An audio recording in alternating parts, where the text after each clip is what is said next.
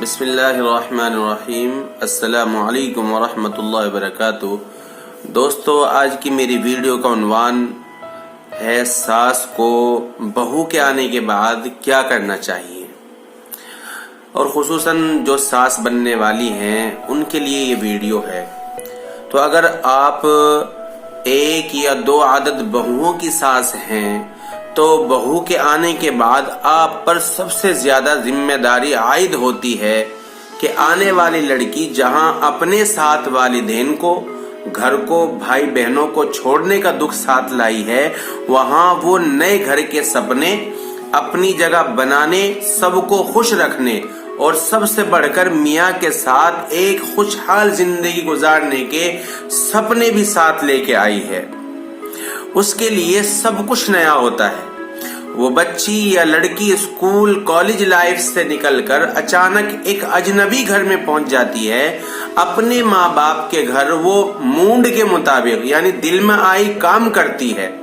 اگر آپ اس کے آتے ہی ساری ذمہ داری اس پر ڈال دیتی ہیں تو اس کا گھبرا جانا، بیزار ہو جانا، چڑچڑا ہو جانا یقینی ہے۔ کچھ باتیں جن پر آپ عمل کر کے اپنی بہو کو نئے گھر میں وہ سکون اور خوشی دے سکتی ہیں خالہ جان جس کا اس نے سوچا تھا، اور بدلے میں آپ کو وہ محبت اور پیار ملے گا جس کی آپ کو چاہت ہے۔ تو خالہ جان غور سے ضرور سنیے گا یہ باتیں۔ سب سے پہلے آپ کو کیا کرنا ہے کہ بہو کے آتے ہی اس کے سونے جاگنے، اٹھنے بیٹھنے پر تنقید مت کرنا۔ نیا گھر، نیا ماحول، اس کو ایڈجسٹ ہونے میں وقت لگے گا۔ اپنی روٹین بنانے کے لیے اسے وقت چاہیے گا، اور آپ اسے یہ وقت دیں 15 دن، 20 دن، 1 مہینہ، تاکہ کم از کم وہ نئے گھر میں سیٹ ہو سکے۔ جب بھی سامنا ہو بہو کا، پیار سے اس کی طرف دیکھیں، منہ بنا کے نہیں دیکھنا ایسے کر کے، بلکہ پیار سے دیکھیں اور مسکرائیں۔ صبح اٹھ کر جب وہ آپ کو سلام کرے تو اس کے سر پر شفقت سے ہاتھ پھیریں۔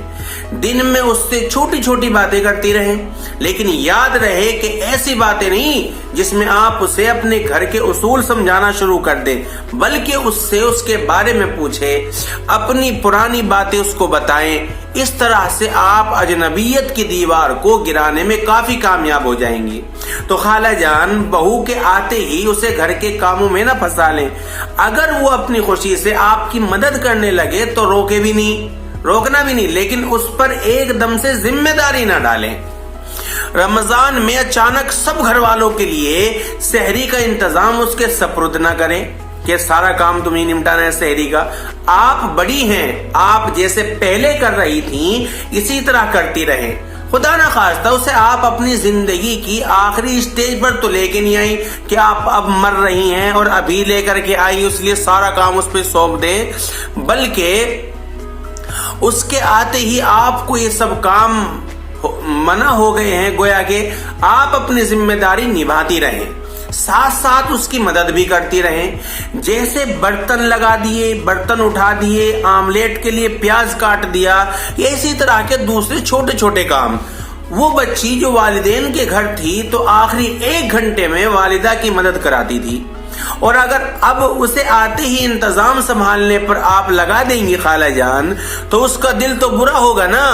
کم از کم تو اسے اپنائیت کا احساس دیجیے۔ اگلے دن وہ آپ کے شانہ بشانہ کچن میں کھڑی ہوگی انشاءاللہ۔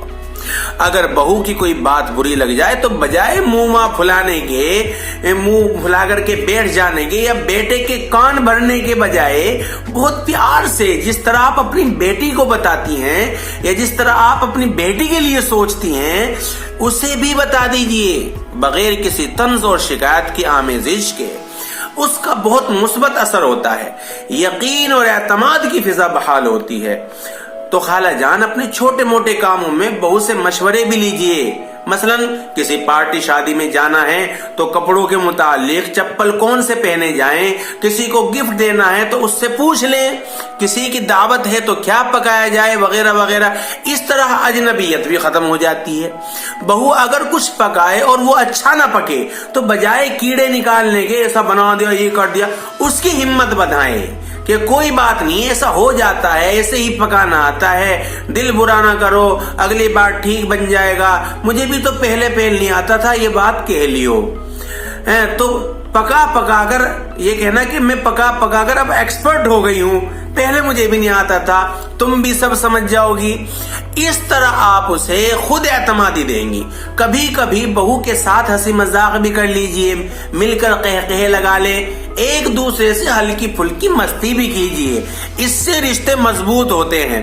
اس کے سامنے اس کے گھر والوں کے بارے میں غلط بات نہ کیجئے، اس سے اس کے گھر والوں کا حال احوال پوچھ لیا کریں، تمہارے امی کیسی ہیں، تمہارے ابو کیسے ہیں، فون پہ بات ہوئی تھی یا نہیں ہوئی تھی۔ اس سے بہو کے دل میں آپ کی عزت بڑھے گی۔ کبھی کبھار خود بیٹے اور بہو کو کہیں کہ جاؤ گھوم پھراؤ، اس سے وہ یقیناً خوش ہوں گے۔ کسی نئے گھر کو بسانے اور مضبوط کرنے میں خالہ جان ساس کا بہت بڑا ہاتھ ہوتا ہے۔ وہ جتنی محبت اور محنت سے اسے سنوارے گی، آنے والی کو جتنا پیار اور اعتماد دے گی، وہ اسے سود سمیت واپس ملے گا۔ یہ تو بہت ابتدائی ٹپس ہے خالہ جان، شروع کے 6 مہینوں کی، اور اگر ان پر عمل کر لیا جائے تو اس کے بعد والے عرصے میں گھر میں سکون ہی سکون ہوگا۔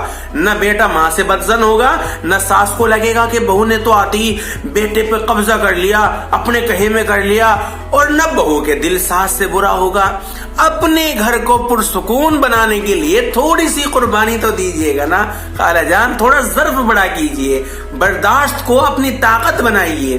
یاد رکھیے، بڑا ہونے میں اور بڑا بننے میں فرق ہے۔ تو دوستو، اگر آپ کو میری یہ ویڈیو اچھی لگی ہے تو اس ویڈیو کو لائک کیجیے اور شیئر کیجیے، اور اس چینل کو بھی سبسکرائب کیجیے۔ انشاءاللہ آگے اور ویڈیو آپ کو ملتی رہے گی۔ اللہ ہم سب کو عمل کی توفیق عطا فرمائے۔